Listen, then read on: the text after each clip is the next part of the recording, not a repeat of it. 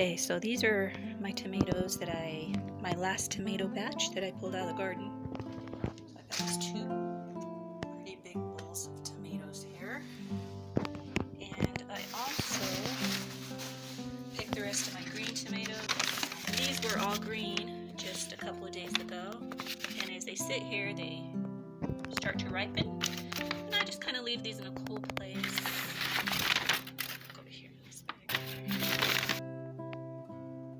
Okay, so what I did here was I cut the tomatoes in half and I cored them. I cored the bigger ones, the smaller ones I didn't, and I need to cut them.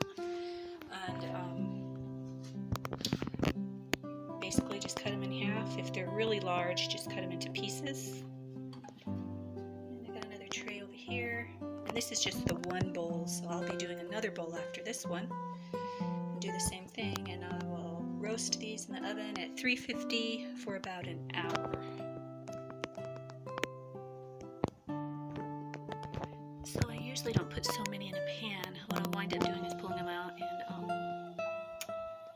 and stirring them around a little bit between, and might have to cook them for a little bit longer and roast them. And it just gives a really nice flavor to the salsa after it's all blended. Okay, now I have the second batch going into the oven. And what I have in here is the rest of the tomatoes and jalapenos that I grew in the garden, also some bell pepper and garlic I grew in the garden. The only thing I didn't grow in the garden was the bell pepper and the onion. But I'm going to go ahead and throw that in here and roast this in the oven. Here's the tomatoes I just finished roasting.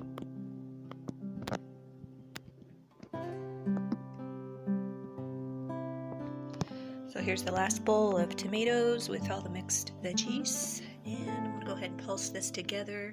It's probably best to pulse the bell peppers and onions in that with the tomatoes because the others are a little bit drier. And if there's juice left at the bottom of the bowl, I usually just leave that. I don't put it in with my salsa because I like it thick.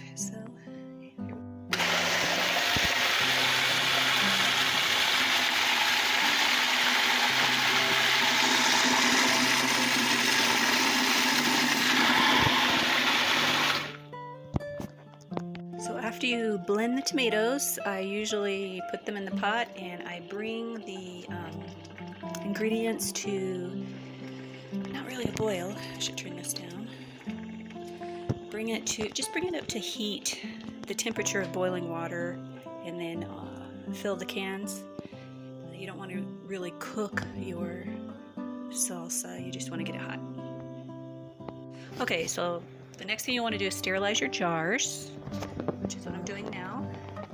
And that's the same pot I'm going to put them in the water bath.